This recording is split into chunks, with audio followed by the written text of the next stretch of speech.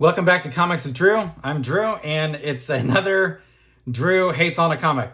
Just kidding, actually. No, actually, this is Batman Fortress #1. It's a Maxi Series. It's 8 issues, and I am not going to read the final 7 because there's a big problem with this book. It's not that it has the worst page ever written for a Batman comic book, like some people say.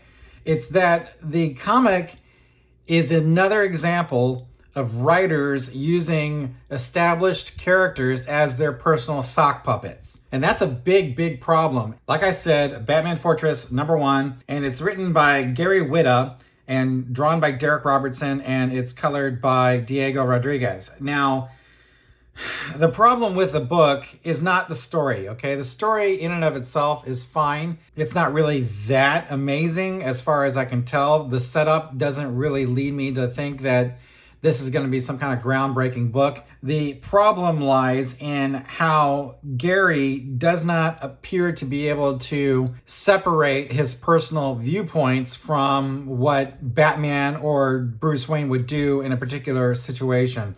And that's where we have a problem. So I wasn't going to review this book. In fact, I didn't even really know that this book existed until I started seeing people talking about it. But I decided to pick it up and give it a read. And I wasn't sure if I was going to read it and review it or if there was something else to say. I didn't want to just do another video about how this particular page that's in this book is the worst page ever, because I don't like to say things like that. I don't like to say that X thing is the worst thing ever, because there's a lot of history and there's a lot that's been drawn and a lot that's been written with Batman. So that's a really steep climb to make it up to that top spot of the worst of all time.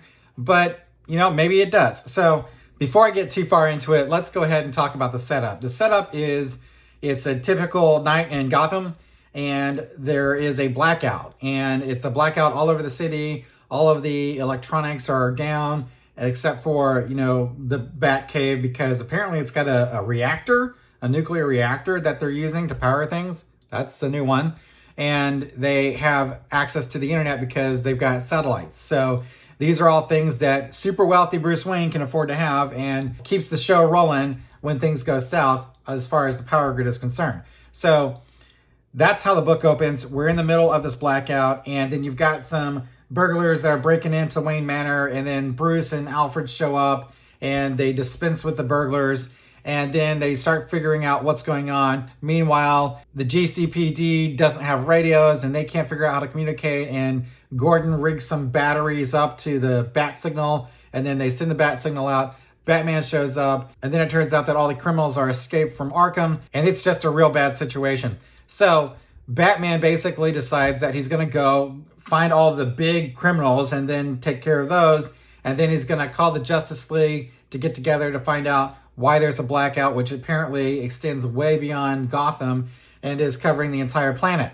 So that's your setup, okay? So with that in mind, Batman goes out on patrol and tries to bring some order and save some people. And that brings us to the infamous page in question, okay? So let's go ahead and take a look at the page. So this is the page that everybody's been talking about. So you have Batman, and he's out on the prowl, and he's out on patrol, and he's got this inner monologue going on. And he says, haven't seen a night like this in a while. Last time it was this bad was with that damn fear gas in the water supply. These places all have insurance, not my job to protect the profit margins. So what he's looking at here is he's got obviously a department store or an electronics store, and rioters are breaking into it, and they're stealing electronics. It looks like they're stealing Wayne television electronics. And Batman says that it's not his job to protect the profit margins of this shop, right? So these places all have insurance, not my job to protect their profit margins is the line. Let's see here. This is a Wayne Enterprises television, right? So this company has bought stock from Batman and is trying to sell it. And Batman says that he's not there to protect these people's profit margins, right? Well, okay, all right, fine, fair enough, I suppose. But why is it that earlier in the book, on this page, Bruce Wayne is taking these criminals to task? They're in there just stealing money, guys. They're just stealing things that are valuable, right?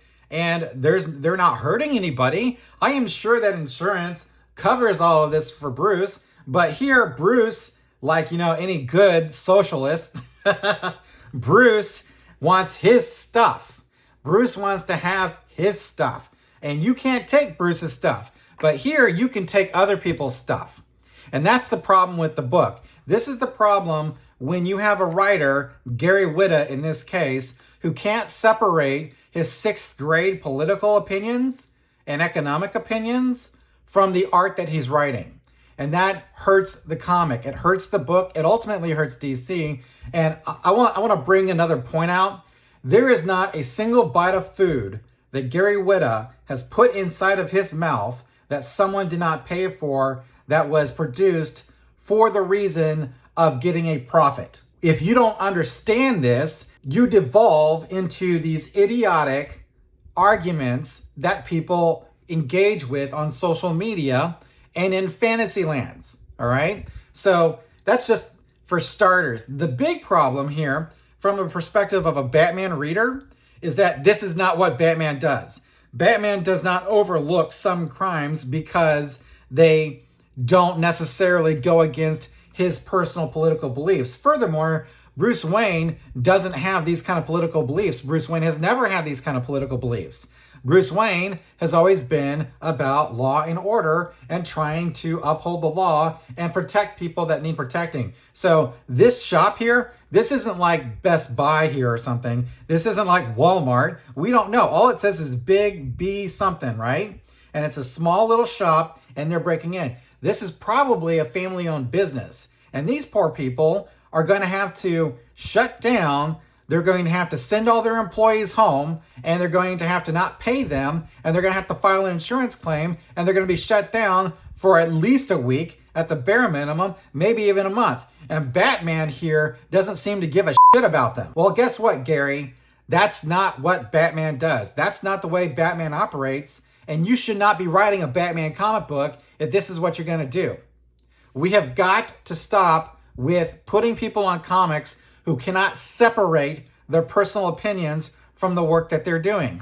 So I don't normally do this, but I was going through Gary's Twitter feed. Oh my God, that was a mistake.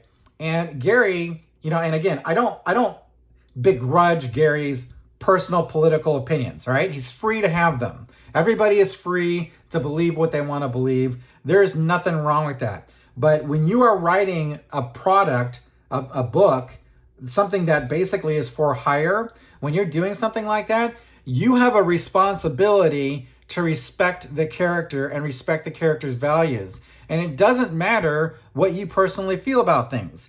If you're a great writer, you should be able to write a character that believes diametrically the opposite of what you believe. That's what you should be able to do, and you should be able to do it convincingly. The problem here is that Gary goes on Twitter, and when people complain about it, like Bounding Into Comics wrote an article about it, and Gary apparently deleted this tweet, but he quote tweeted it and says, any complaints from a right-wing person is a compliment in my book because Batman should have a social conscience or something like that. Well, Batman does have a social conscience. Batman has a social conscience by running around donating to charities. That's what he does. He fights crime, helps the police, he gives to charitable causes, and he does that because he's a billionaire. He is a multi-billionaire, right? And as a multi-billionaire, he can only do this because his company, oh my God, makes a profit. That's what it does. There is no Batman without capitalism, Gary. I know this might be a difficult thing for you to understand, but Batman is the pinnacle of capitalism. That's the bottom line. So don't write Batman if you can't understand that. Simple as that. If you want to write Green Arrow, who is a well-known socialist, practically a communist, go ahead and do it. But this is not Green Arrow. This is Batman. Learn your characters. I don't care if you're a screenwriter. I don't care what you've been paid to write before. I care about what you're writing here. And right now, what you're writing is garbage. Gary's likely never going to see this video, which is fine. But that's what I would say to him if I had his attention for more than a moment. This is really not just a problem with Gary. It's a problem with comics in general, and it's an ongoing problem with all forms of entertainment. We have people who don't understand how to write characters. So I'm going to tell you right now how you should approach writing a character. You should approach every fictional character like it is a real person, okay? You should approach Batman like he is a real human being, a 6'4" bat in the shadows, right? And what you're doing is you're trying to create something for this character to react to. It's not unlike when you go out shopping for somebody for a gift. If you're going to go buy a gift, you find out, well, what does this person like? What does this person need? What does this person want? What does this person find joy in? And how can I find a gift that's going to delight them, right?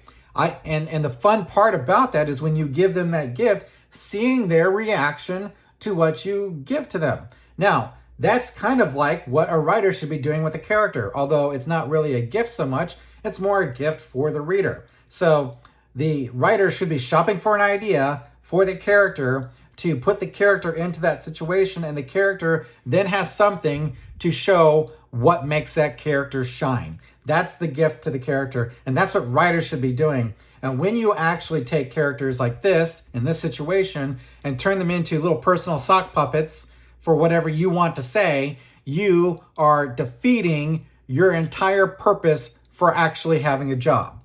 That's what you're doing. You need to recognize that this is not your character. It's kind of like in Top Gun, where Stinger tells Mav, you should have landed your plane. That's not your plane. That's the taxpayer's plane. And this is not your character, Gary. It's DC Comics' character. Largely, it's the reader's character. Those are the people who essentially own the character, because without the readers, there is no Batman.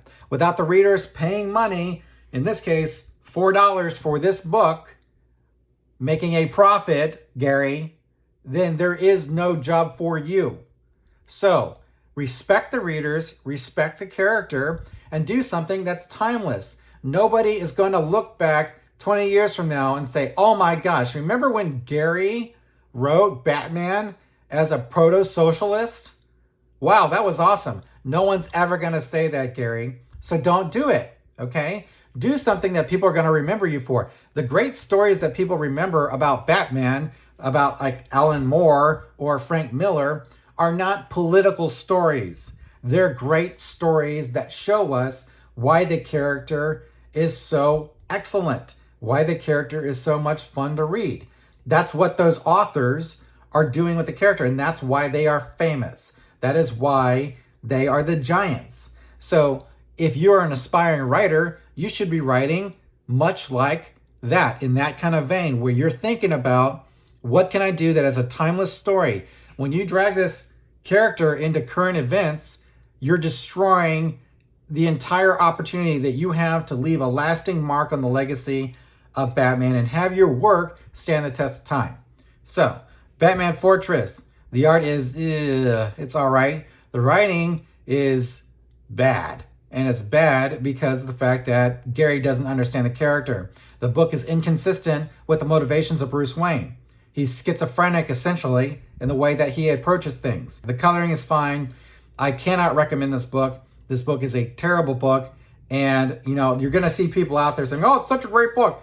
They're saying it's a great book because they don't really understand the character. They want some character that's going to reinforce their opinions about things. But the problem is, Batman is not the Antifa reinforcing opinion guy. So get a different character to do that. Like I said, if you want a DC character, use Green Arrow. He's down for that. But Batman is not. So there you have it. Batman Fortress, #1, 0 stars by Gary Whitta. Don't go to Gary Whitta's Twitter feed unless you really like far left stuff. That's your guy. But other than that, I'd have to kind of direct you to a different Twitter feed to follow. Follow mine if you want. But that being said, Batman Fortress, terrible book. Thanks for watching Comics with Drew. I'm Drew, and I'll catch you next time.